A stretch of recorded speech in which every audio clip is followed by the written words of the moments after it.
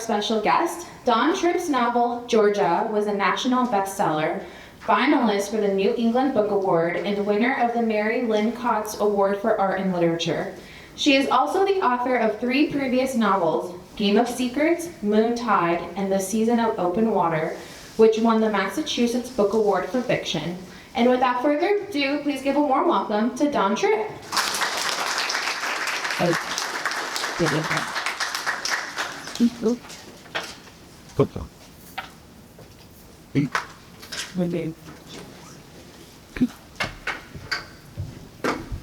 Thank you, Christina. Thank you so much. And thank you to Eden, to Vicki, that's here, and also to Stacy for being here as our independent bookseller. I love events that are partnerships between independent booksellers and libraries, because those two spaces have been magical places for me from the time I was a child. I want to thank all of you as well for being here today. And I know a few of you have mentioned that you've already read the book, and I really appreciate your sharing your thoughts and your feelings on how you felt this interpretation of Jackie worked for you. Becky. So I think I'm going to start by talking a little bit about libraries and books and reading, because those, books, reading, libraries, independent bookstores, they're integral, and they have always been integral to my life. And stories are how I make sense of the world. I remember when I was a little girl, around 6 years old, I remember the first time, it wasn't the first time I was in a library, but I was sitting on the floor of the Newton Public Library, and I looked up, and there was like sun coming in, and I remember I could see the room, and there was light coming in, and I looked up and I saw all those spines lined up on the shelf. And it was the first time that I really understood experientially that behind every single one of those spines, there was a world. And all I had to do was pull that book off the shelf, open it, and that was a world that I could fall into. It was a place that I could travel. It was strangers I could get to know. It was things I could learn. And books have always had that magic for me. And they've always been so critical to my day-to-day life, not just my career, but my day-to-day life and how I meet my day. And I wanted my sons. I have 2 sons. They're now 19 and 24. And I wanted them to have that same experience or a similar experience. I wanted them to be surrounded by books, for that to be part of their day-to-day life when they were growing up and part of our life as a family. And so from the time they were young, we would we would go to our local library. My older son, his very first crush was on our local librarian, and I considered that a massive accomplishment. I couldn't cook, but I could make that. I could help facilitate that. And we would go to our local independent bookstore, and we would sometimes travel to other independent bookstores, because each one is so different, just like each library is so different, and libraries are so central to our community as our independents.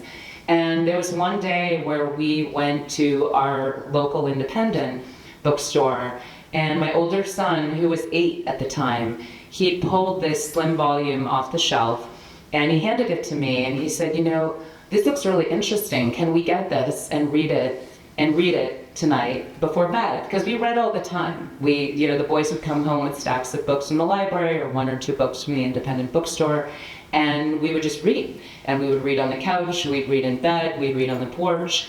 Just reading was, again, just part of how we spent time as a family. And so the little book he had pulled out was a slim volume called The Best Loved Poems of Jackie Kennedy Onassis. Has anyone seen that little book? Yeah, it's a really, really beautiful book. And it's poems that were selected and with an introduction, curated, and with an introduction that was written by her daughter, Caroline. And I remember I looked down at that book in Jack's hand, and I thought, I knew that Jackie had had a very successful and really interesting 2-decade career as a book editor.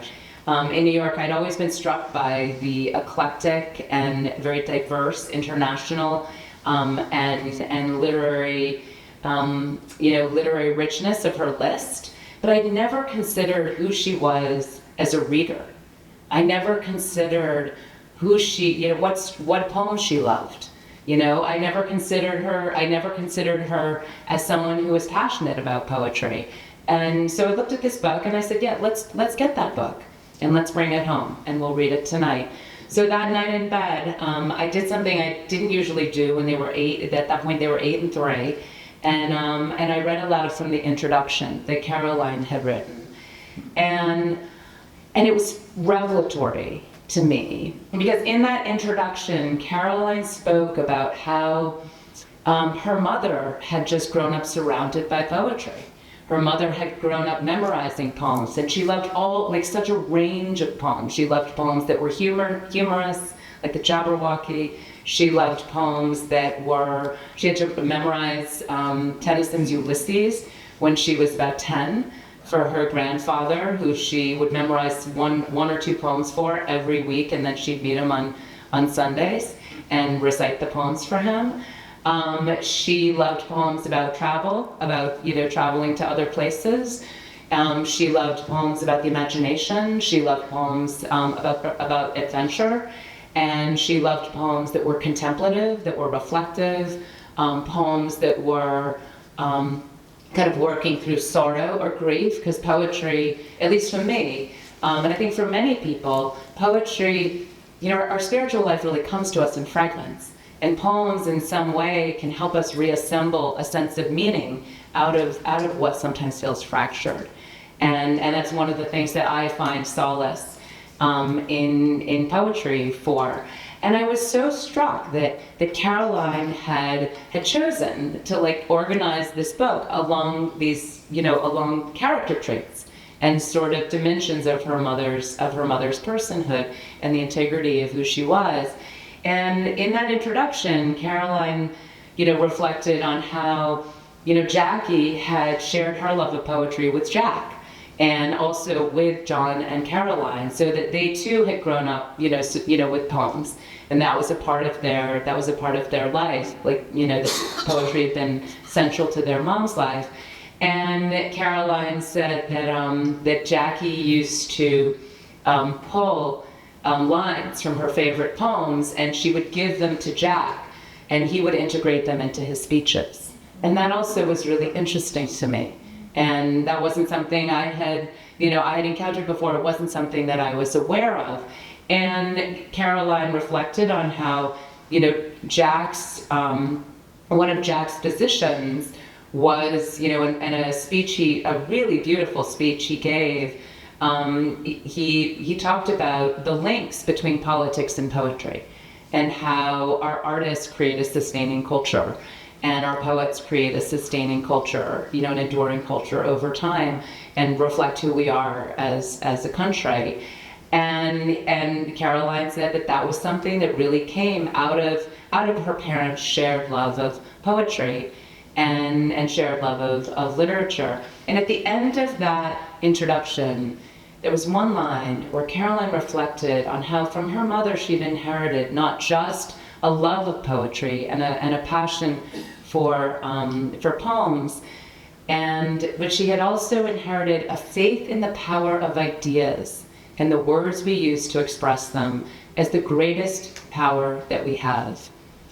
And that sentence for me, when I read it aloud to my boys in bed that night, 15 years ago, that was like a little bolt of lightning. And for the first time, I asked myself the question, who was she? Who was Jackie Kennedy Onassis underneath the woman we think we see? And for me, books are usually a novel. This is my 5th novel. I'm working on my 6th. But books are often the interrogation of a question. And for me, that was the driving question that really formed the basis of this novel. It was, who was she? Who was Jackie Kennedy Onassis underneath the woman we think we see? And at the time when I, just, sort of first had the inkling that I might be interested, I didn't rush into that right away, because who in their right mind would want to go write about the woman who's been written about more than, arguably more than any other it is. She's so public, there's so much that's been written. But I became curious, and curiosity is also an incredible tool as a writer. It's an incredible engine. And so I didn't mention it to anyone. I was working on Georgia, I was finishing Georgia, and I started researching kind of on the side, quietly. And I read 3 to 4 back-to-back biographies of Jackie. Now, has anyone here read, had the experience of reading back-to-back biographies of the same person? Or back-to-back biographies of the same event? When you read back-to-back, we imagine that fiction and nonfiction are very neatly divided. We imagine that nonfiction is true and fiction is made up. And yet when you read back-to-back nonfiction accounts of a person or an era or an event, you realize that even nonfiction accounts, biographies in particular, are an interpretation, depending on the selection of facts, the elision of facts, how the facts are arranged, and where the writer has chosen to put the emphasis. And that really, I really learned that when I was researching Georgia. And I learned early on that, particularly in the body of biography about Georgia O'Keeffe, there were so many gaps. And there were so many, and in those gaps, biographers had often done what, one would ordinarily do. They'd work to sort of fill them in with conjecture. And one of the things that I found with Jackie was actually, and Georgia became a process of excavation, but Jackie was a different research project, and that became clear to me, pretty early on. I realized it was not going to be an excavation because there's so much out there. There's just so much out there. And it would be a process of distillation. It would be a process of really working through all those layers of myth and media and, what Jackie herself once called the river of sludge later in her life, to kind of get at the grains of who she was underneath. Because that was the person that I was becoming interested in. Was not the superficial, kind of more caricature image of Jackie that we often have. It was, who was she? What mattered to her? We often so often consider her, through very, kind of superficial lens. Like we think about her hair, we think about her style, or, and hair is great and style is great. But she was also a ferocious reader.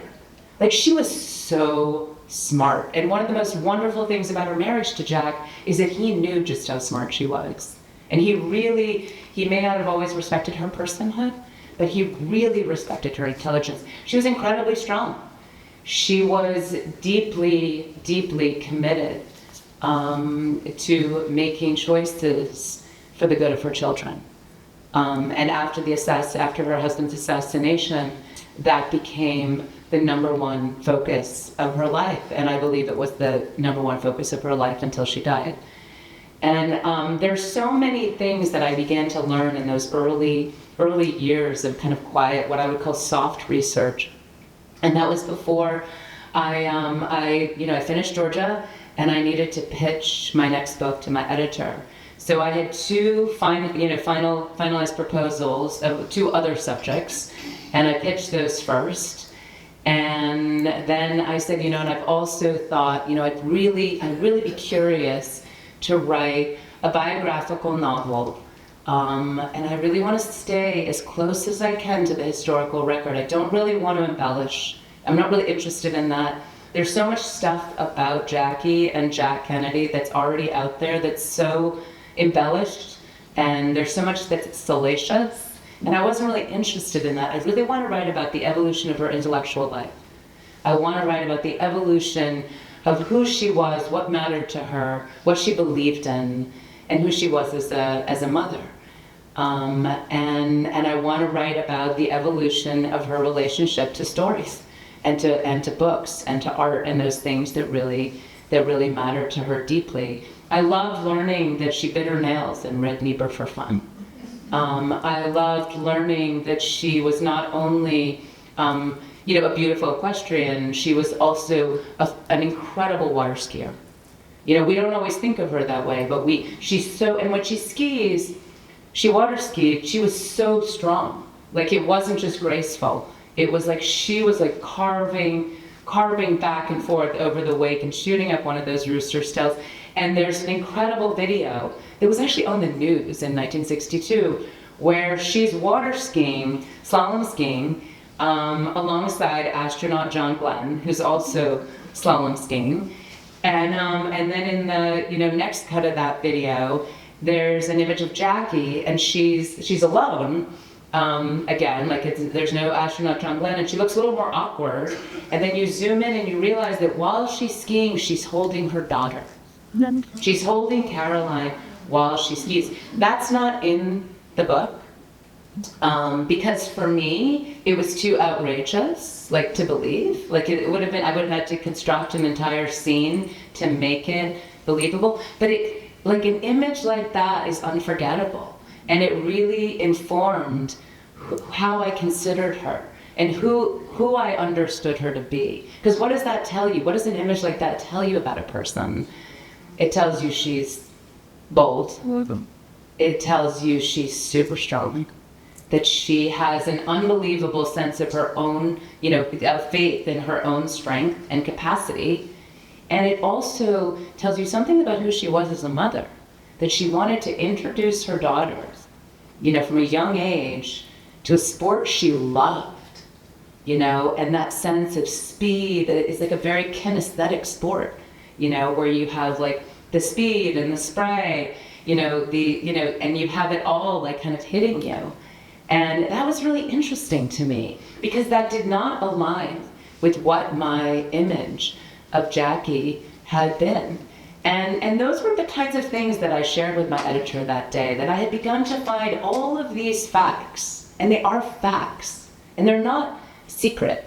They're all out there in the historical record. They're all in the archives at the JFK Library, at the JFK Library Museum in Boston. You just have to dig a little bit for them, and you have to kind of, distill through all the other layers of stuff that's there to find these little grains of fact and truth, that are also very surprising, because that's what I had decided I wanted to do. If I was going to write a book about Jackie Kennedy Onassis, I really wanted to construct it out of things that were at once true, factual, and also surprising, because that's what I was curious about. That's what was interesting to me. And I wanted to construct a portrait based on the integrity of who she was and what mattered to her, as it had been recorded in the record, through things she had said, through things her daughter had said. That's what was interesting to me.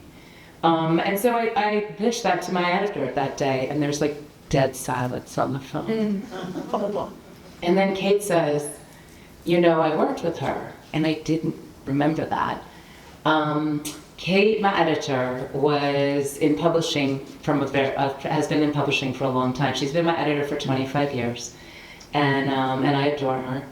And she's been in publishing for a long time. And she was one of at one point there were only a few women in publishing, and they were called the Brides of Doubleday. And Kate was one of those women. And Kate was still at Doubleday before she switched to Random House. She was still at Doubleday when Jackie switched from Viking to Doubleday. And Kate said, I remember the day she showed up to work the first day. There was a crowd outside, photographers. They were just it's like a circus.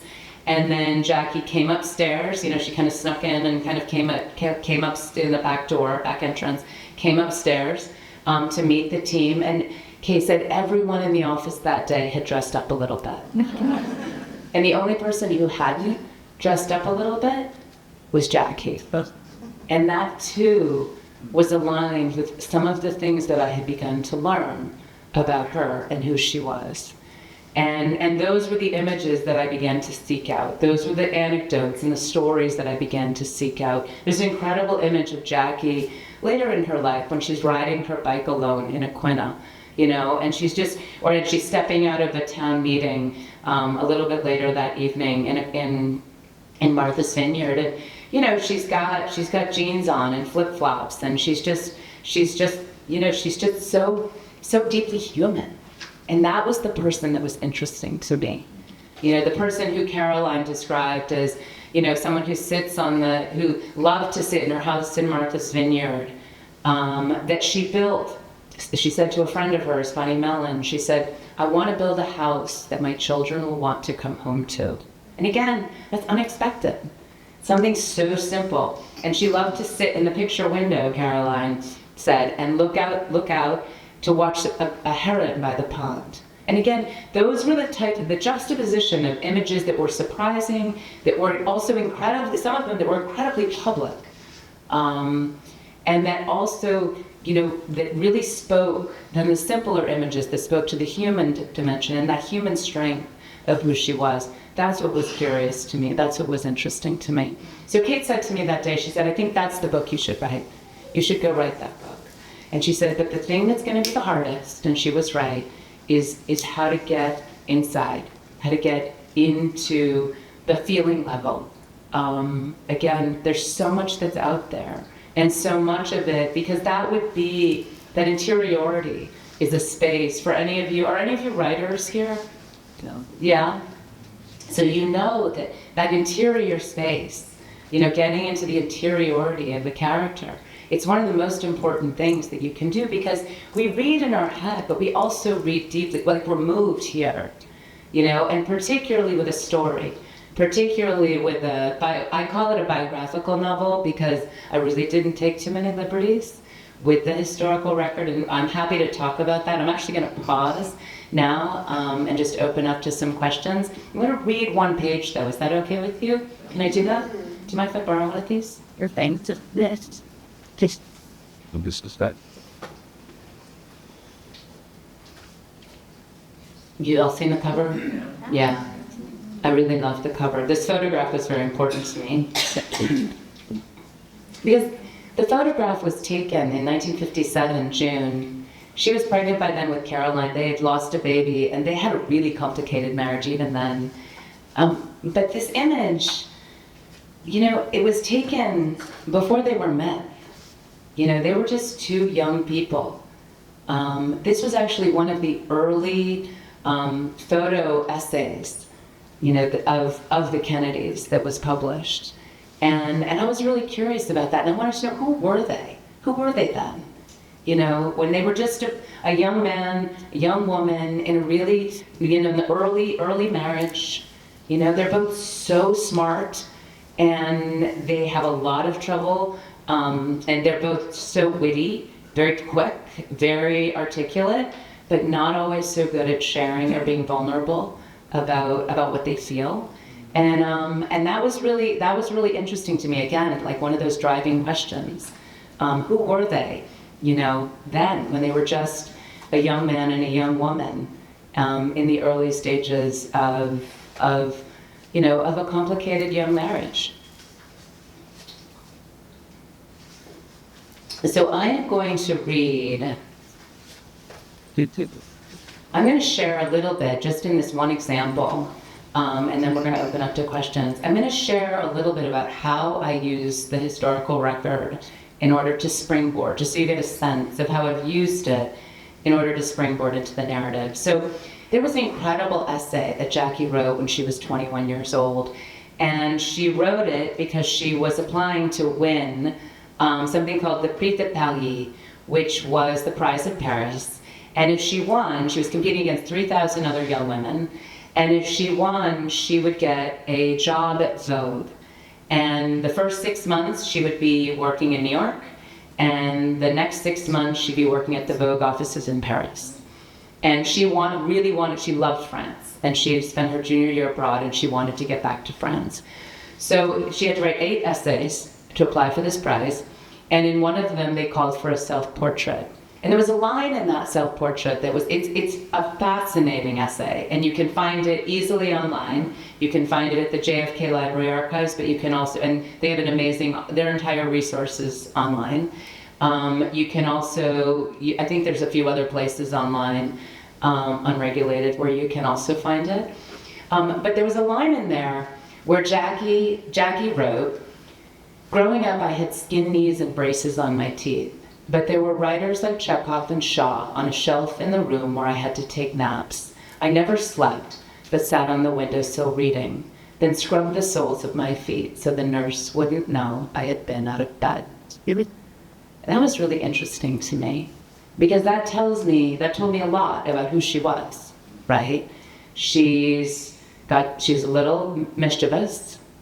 She is very precocious.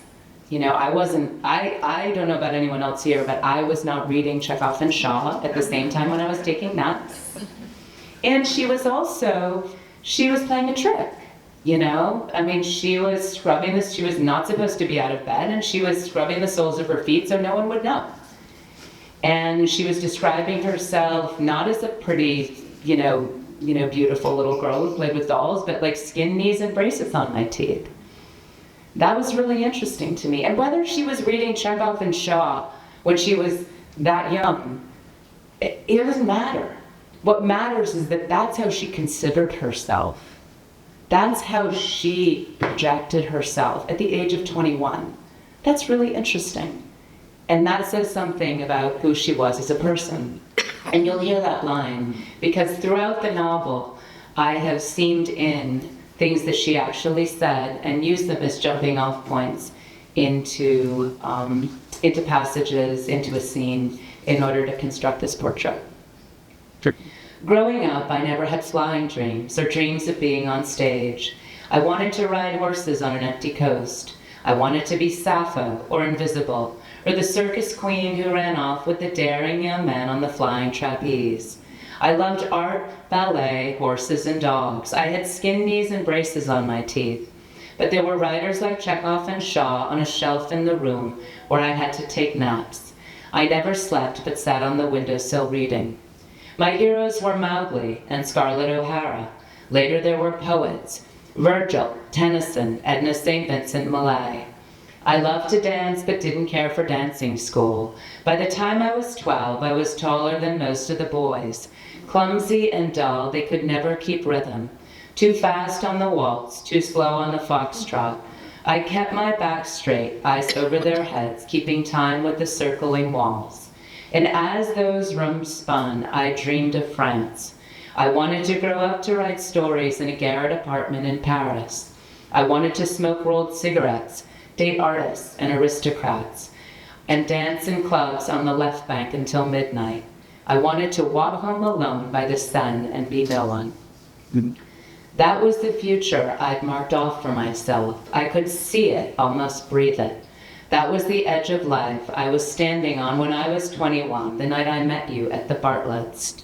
You were not part of that future, but that night there was something in you that I recognized, something hurtling, disparate, the ranging curiosity, incisive intellect. You were good looking, of course. Your golden swagger could bend a room. I eschewed that. It smacked of arrogance. That night, though, there was something else in you, more fugitive and fragile, a kind of curious hunger to break on the world like a star.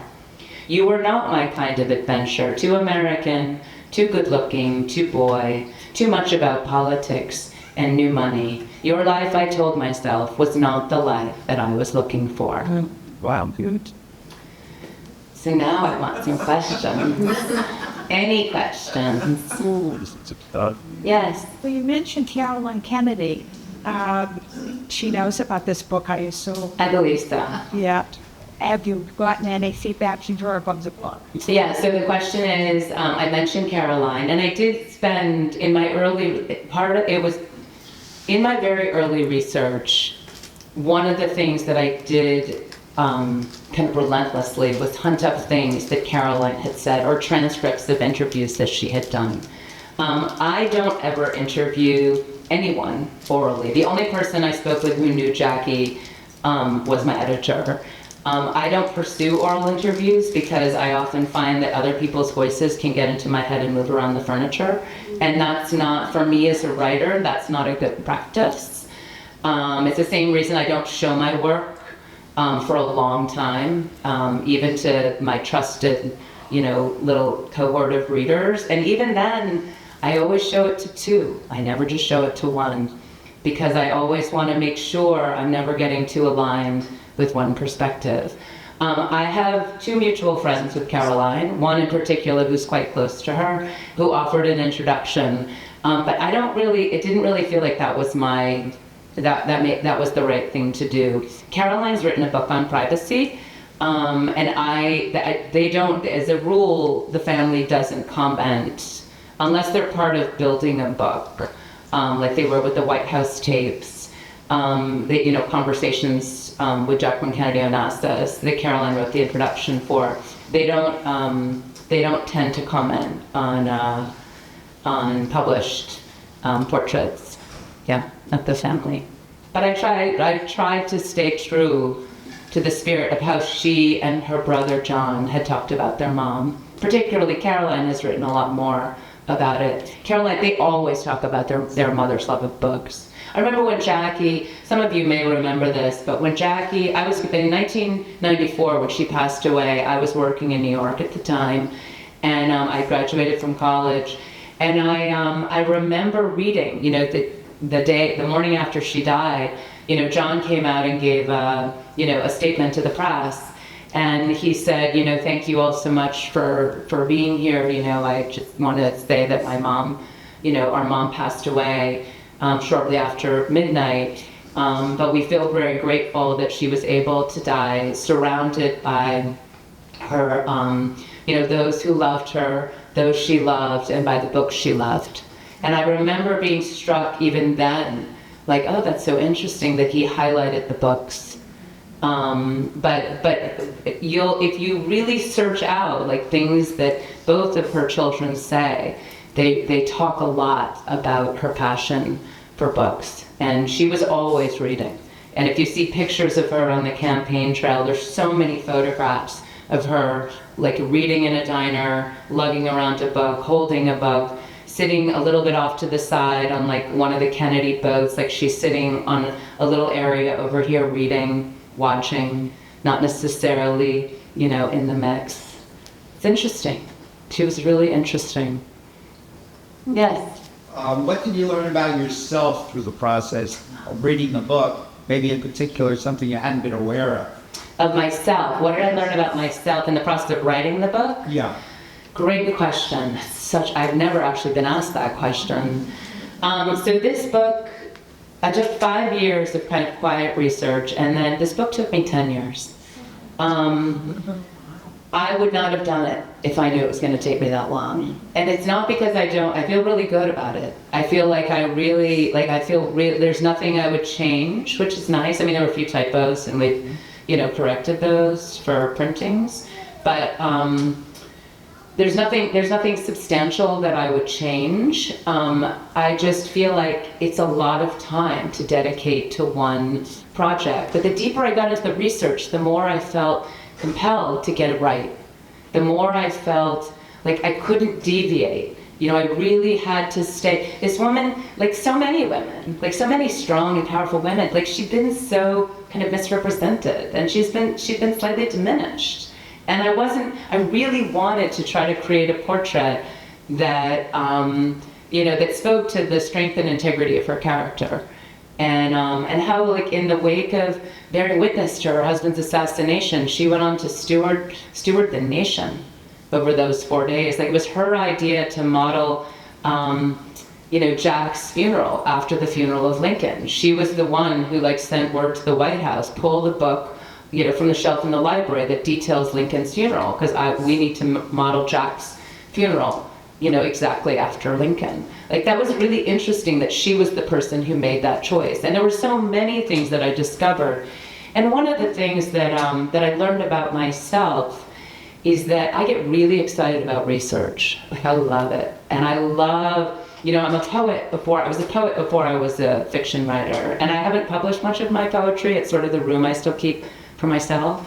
And, but I work in the granular. But the thing that I learned it was my dad who helped me. My he's 89. He's a rock star. He's my best friend. And I had a draft of this book that I'd worked on for about 7 years. And it was a good book, and I knew it was good, but it wasn't quite alive on the page. And he said to me, he said, you've done so much work and you worked so hard. He said, but you're all up here. You're all in your head. He's like, you need to go find those things that brought this story alive for you in the first place. And I actually, I did. I had to sort of turn away from all the research, turn away from all the, the intellectual stuff. And I needed to find those things that really gave me joy. And then I rewrote the whole book from that place, in a different voice. Because I understood that if you don't have voice in a book, you really don't have the heart that a book needs to bring it to life. And I think voice is really the most important thing, and it's very elusive. It's not the voice of the writer or the voice of the character. It's the voice of the story, the voice the story needs to be told. And I didn't have that before I started writing, and I don't think I'd make that mistake again. Yeah. If I'm not mistaken, you said you live or lived in Newton. I grew up in Newton. Yeah, I live on the coast of Massachusetts now. And I wonder if the Massachusetts connection was something that drew you to her. I know she's not from Massachusetts, but the Kennedy family. Right, it's a great question. So the question was that I, referenced growing up in Newton, Massachusetts, and did the connection to the Kennedys, as their connection to Massachusetts, did that inspire me? I have a two-part answer to that. One is that I, of course, knew about them growing up. I'm from the Boston area, we were soaked in it. And I wasn't really very interested, because it always seemed again, I don't have much of a sense of style. I don't have, my hair is not perfect. I just never felt like I connected with her. There was much space for me to be connected with her. So it wasn't something that I wasn't a Jackie-ophile or a Kennedyite. And I wasn't particularly curious. But when I first became curious about her 15 years ago, when I realized what a passionate reader she was and what a kind of fierce intellectual she was, and then she became very, very interesting to me, I did find that some of the points of connection that helped me find my way into her story was, for example, her passion for Newport. She loves the ocean. She loves to swim. I love to swim. I don't know how to ride a horse, but I love to swim. And so her passion for the ocean, Jack's passion for the ocean, particularly the Massachusetts coast, that really resonated with me. Her passion for water skiing, I love to water ski. I'm not as good as she was, and I was never as good as she was. But it's a sport, I had to find those points of connection in order to make sure that I would find my way into the book. Does that make sense? That there were enough pieces. So I know that's a roundabout answer to your question, but it was actually discovering how she wasn't what I always thought she was that first inspired me to tell the story. But then some of her connections to New England are really what drew me, to find those points of relation and connection so I could find my way into the voice. Yes. I was wondering, earlier you mentioned that reading a bunch of autobiographies about the same events, it alters the perception of whoever's writing it. It alters it at least a little bit. Do you find that to be a bad thing, or do you find it's just views up as fuck out community? Absolutely, I don't find it's a bad thing. When I had said that when you read back-to-back biographies, nonfiction accounts, no, the point is that we sometimes imagine there's a very firm and fast line between fiction and nonfiction, and there's historical fiction that makes up a lot, but there's also nonfiction that makes up a lot, and that's interesting to me. That it doesn't really always have to do, there's one biography of Georgia O'Keeffe that I would highly, highly recommend. One. Where I just feel like the biographer did not take liberties with the story, did not attribute motive. Gore Vidal had this great author's note in his introduction to Burr, which was a biographical novel about Burr. And you know, in the author's note, he wrote, people would ask him, like, why did you decide to write this? Why did you call this a historical novel? Why did you call it a biography? And he said, because a good biographer never attributes motive. And he's like, and I wanted to be able to attribute motive. That was really interesting, right? And if you read, there are many biographies that you read that do attribute motive. And I do think it's just part of humanity, and it's part of our perspective. It's what we do.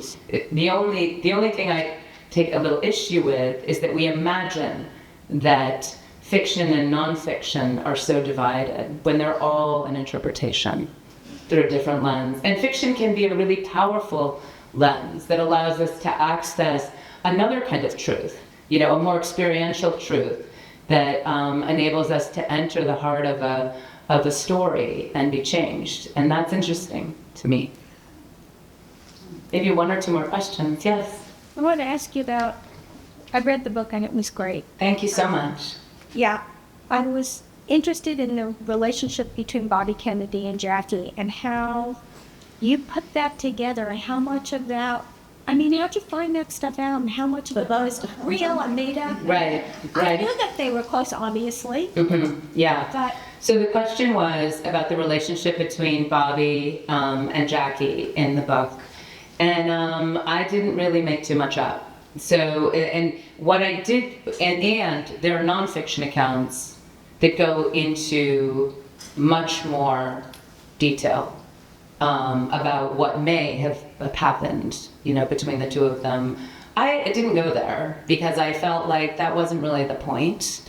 The point was more about just how close they became because of a shared loss, like an incredible, you know, both of them were broken by the loss of Jack. And in some ways, you know, their trauma, you know, we always think of the assassination as a tragedy, and it was a profound American tragedy. It was also a very personal trauma for Jackie, bearing witness to it. And Bobby, who was nowhere, you know, he was eating lunch when it happened, and he heard about it from movers who he didn't really like. And so they had very different experiences of this same event, and yet they were so, you know, they were just joined together over the sense of loss. And he was the only person that she trusted, you know, in those early years. And he went every day to see her, and every day when she was like not able to get out of bed, like he went every day to like read to her kids, to help them go to sleep. And the closeness between them was really beautiful to me. That was actually that scene, the scene where Bobby's assassinated, and that passage is actually my favorite passage in the book. The one that ends on, I don't know if you remember it, but it ends on, you know, we just stood there watching our lives turn into history. Yeah. So one more question, and then I'm still going to be here. I just want to make sure we have time for signing. And also, I mean, if you do buy the book, whether it's for you or whether it's for someone else, I'm also happy to personalize it, you know, if it's a gift. it's out. Is this a notebook or? Yeah. When this is just. It came out last summer. Yeah. In the summer. Yeah. Yeah. Yeah, I wonder if you went to the places that she went. I did. Immerse yourself. I did. Yeah, I did. I mean, not all of them, because she traveled a lot. Yeah. And she loved travel. She went to Cambodia. I've never been to Cambodia. But she traveled a lot, and it wasn't, like, her travel was really interesting, because she traveled to learn. And when she traveled, even in her state visits, she always wanted to learn like pieces of language. She wanted to learn about the customs. She wanted to learn about the art and the architecture. She sent home like trunks of books on the art, architecture, traditions. And she would, you know, research before she got there. But then when she was there, she really engaged in, you know, in those traditions. And I think she was in fact she was, and that is in the book, and so but I just want to make sure I get it right. She was the first lady who traveled to Pakistan. you know? And again, like, she was so good. She was multilingual. That's another thing, like, that we don't always think about when we think about her. She's fluent in multiple languages, and she loved learning. You know, she loved to travel to learn. And in the same way, she loved books. You know, she said, there's a beautiful quote, she said, there are many ways to enlarge a child's world. Love of books is the best of all. You know, and I really love that. Okay. It sounds like that she really made sure that she was her own person. She did. She did. And She that wasn't always connected to what scene was going on and traveling. Yeah. And making sure that she learned about it. And she's not just ended.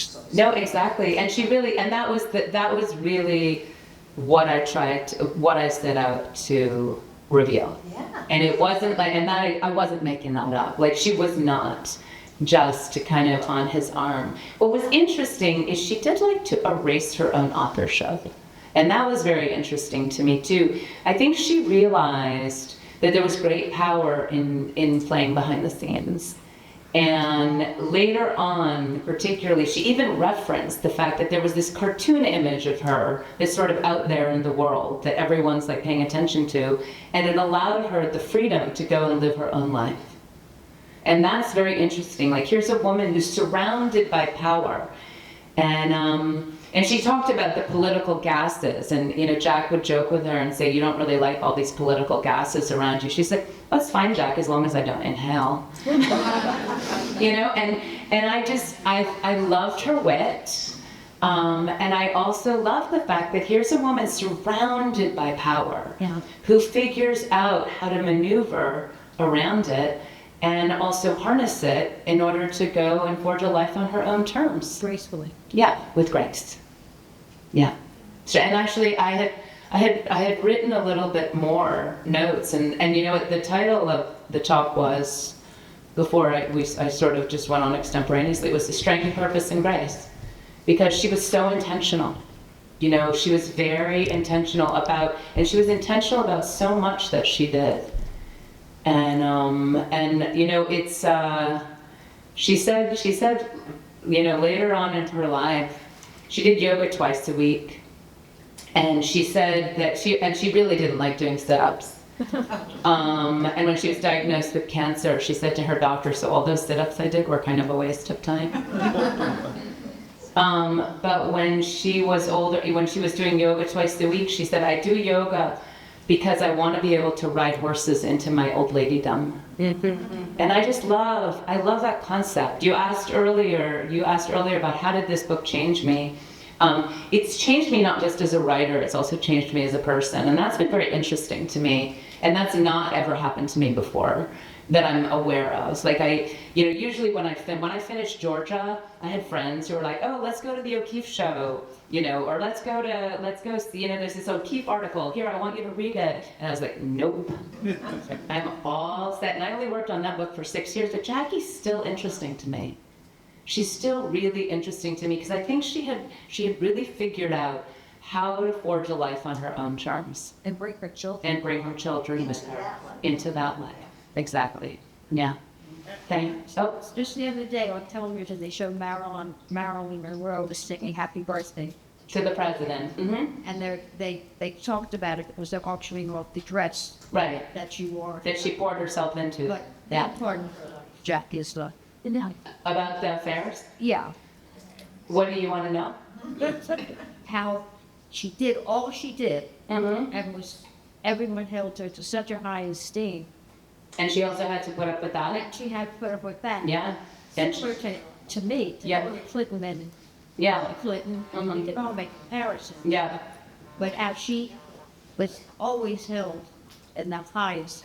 Yeah, and it's interesting because I do think she knew, and I'm not going to diminish the affairs because they were egregious, and they do appear in the book. I don't go into all the salacious stuff because there's so much of it that's already out there, and that's not really what the focus of the book is. But I do reference them because you have to, because they were so much a part of the ether. And what is interesting is that she knew that Jack was a womanizer when she married him. I think what she did not calibrate was how public it would feel. Because even though it wasn't in the news, because, it was not in the news until 1983, which is also something to just remember. But it was an open secret, and it was very well known. One of the things that I really loved about their marriage, and one of the things I was not expecting to find, is I actually think they were in love, and I think they had a really complicated marriage, and I think that he was, relentless in terms of those affairs, and she did, though. There were a few affairs that she said to him, "You have to stop this. You have to end that relationship," and he did. And that was interesting.